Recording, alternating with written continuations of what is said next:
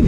What's up, guys? Nurse Howie, and I want to talk about the imposter syndrome for a registered nurse. Now, a lot of people talk about the imposter syndrome when they talk about, medical professionals that are a little bit more autonomous, like nurse practitioners or therapists or doctors or whatever. But I've got to tell you, imposter syndrome basically will affect anybody that feels like what their position is higher than what they're capable of.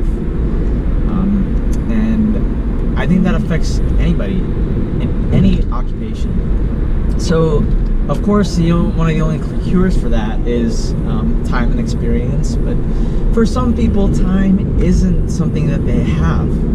So, registered nursing, imposter syndrome, why I still feel like I don't belong here. Now, I've graduated since 2017, so it's been a couple of years. Well, technically, I spent a year to start my graduate nursing program, so really, I've only been working as a registered nurse for about a year and a half. And though I am a little bit different than most people in that I also have,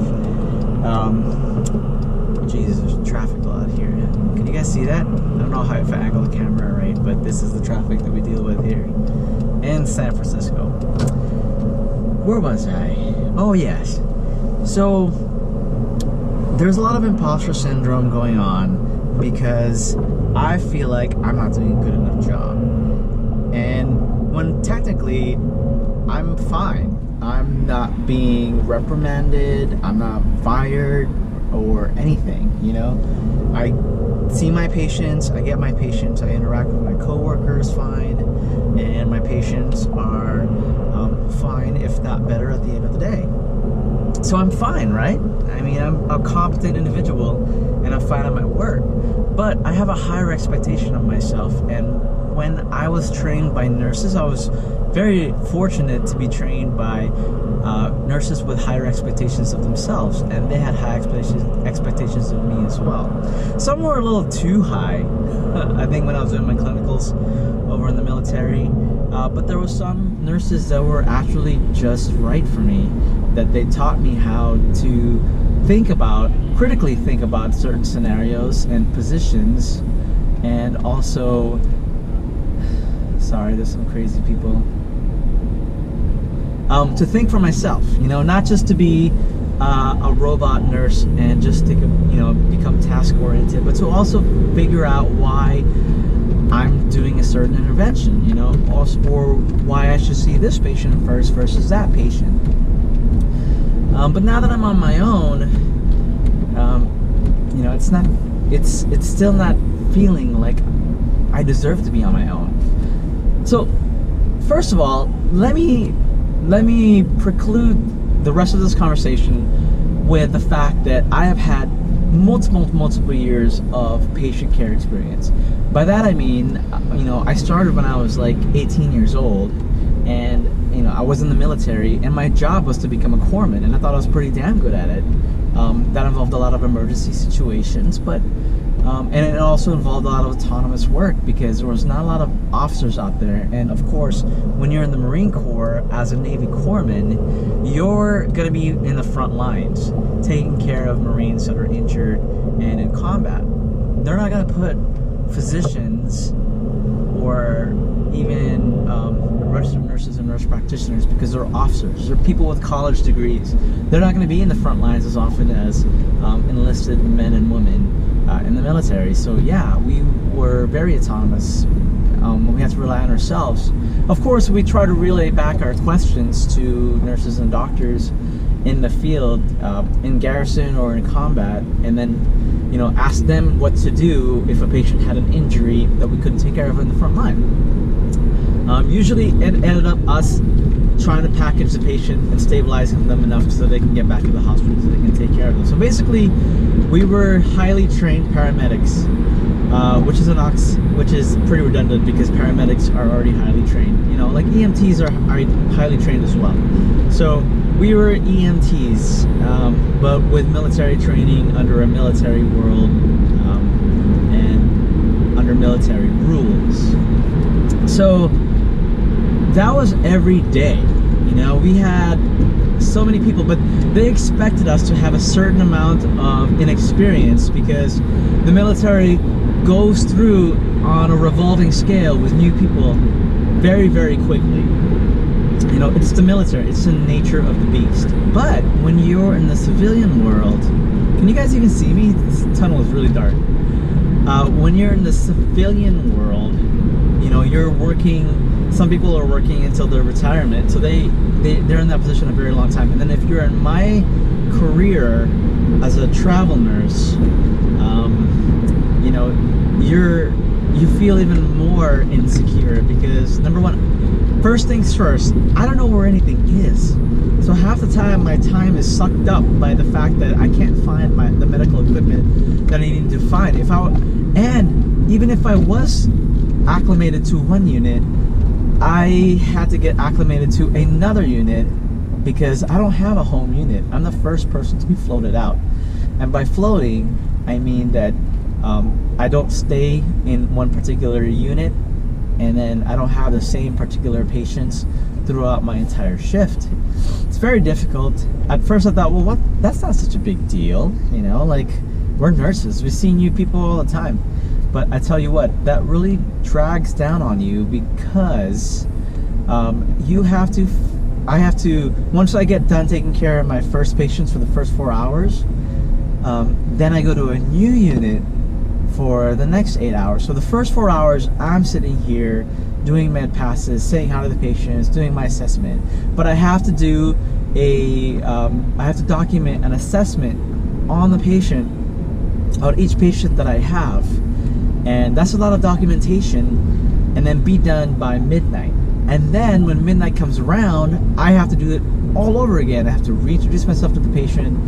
I have to figure out why the new patient is here and what interventions are going to be upcoming, and then what lab draws or anything special that the doctor wants to have should be done by the time morning comes along. So that really makes it hard, especially around 2 and 3 a.m. when my brain is mush, and you know, maybe we're short-staffed and I don't have as much of a break.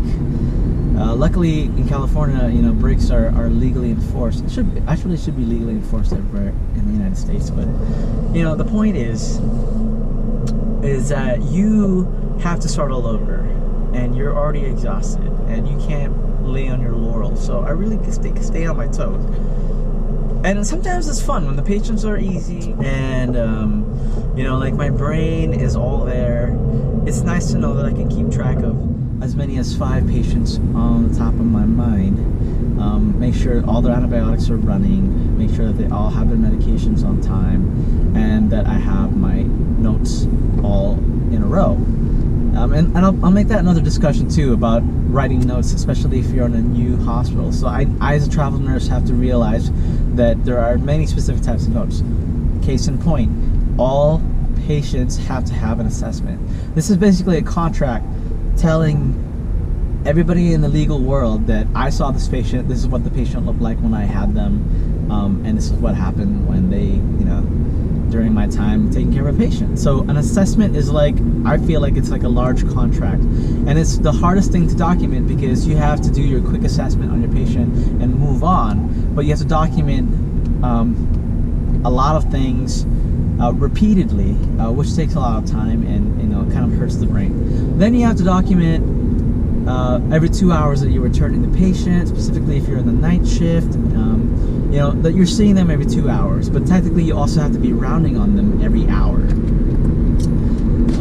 So, you know, there's certain situations too where a lot of travel nurses work in hospitals where the unit architecture is split into 2. So you have one side of a unit and then another side, and there's 2 nursing stations, and you have patients on both sides. That's very dangerous, especially if your patients are confused and then they try to walk out of bed. You can't run back there fast enough to rescue them, and then you get in trouble, and the nurses look at you like you didn't do your job, and that's a terrible, terrible feeling. So all this contributes to imposter syndrome.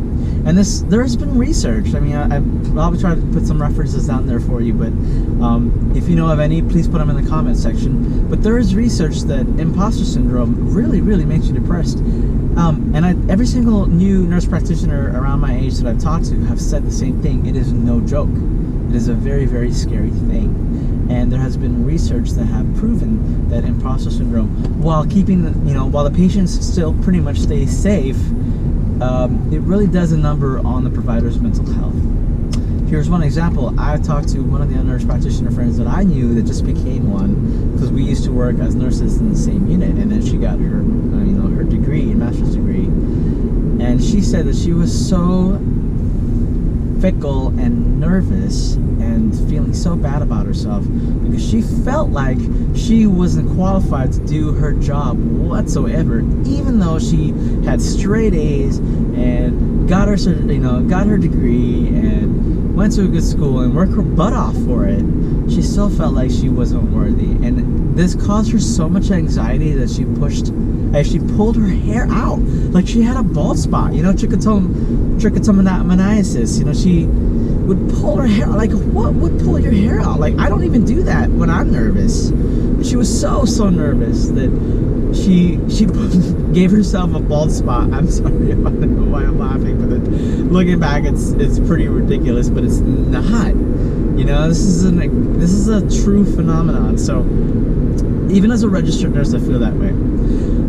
So real quick, I'll go back to also the fear that I had, because even though I had some very, very wonderful preceptors, save for one or two, I also had a terrible experience at one of the ICUs that I worked at, and there they were very mean, and it was exactly what they said, that these nurses would bully you. And looking back retroactively, I see that it was a private hospital. It wasn't for teaching. It wasn't for non-profit. It wasn't for research. It was just for pure profit. And then when that happens, sometimes we find ourselves in times of low census. There wasn't enough patients, and that's good. It's good to not have a lot of critical care patients, or not a lot of patients in general, and it makes the job easy for you as a nurse. But in the sort of long term, the hospital freaks out and they put pressure on the management, and then the management puts pressure on you. Like, who's expendable? Like, who can be fired for any little thing, and they'll find something for you, and then it becomes like a popularity contest, more like a reality show. And if you've ever gone to seen reality shows, you're like, oh, that's entertaining. But no, when you're actually the contestant, I'm positive that it's a nightmare. Like you have, luckily I don't have any kids to support, but some nurses have kids, and some nurses have a lot of debt, and they can't afford to be fired, and so they panic and they take it out on you. There's a lot of there's a lot of projection going on. So if you have imposter syndrome, then it's like blood in the water. These nurses that can't get fired no longer, if they were even really your friends, aren't your friends. They report to the manager, and they'll tell on you for something that's, like, let's say, oh, you gave your meds like 30 minutes late, even though it's within the hour window, or oh, he said something to the family member and the family member didn't like it, it was his fault, blah blah blah. So that didn't happen to me, but I felt like that there was a lot of pressure. I felt that, it was really, really palpable in the air. Excuse me while I drink my matcha tea. Matcha tea from Mr. Grand Coffee House. See, I'm practicing my sell up. I don't care. It's just nice to have somebody to talk to like you while I'm on these long ass commutes to work. So anyway, that also does a number on on you. The imposter syndrome, it's like the opposite of charisma. When you have a certain kind of feeling where people want to gravitate towards you, you have this other feeling where people want to attack you. So imposter syndrome is no joke. I think I'm running out of time, guys. Sorry, it's a 15-minute YouTube podcast, whatever. But thanks for watching.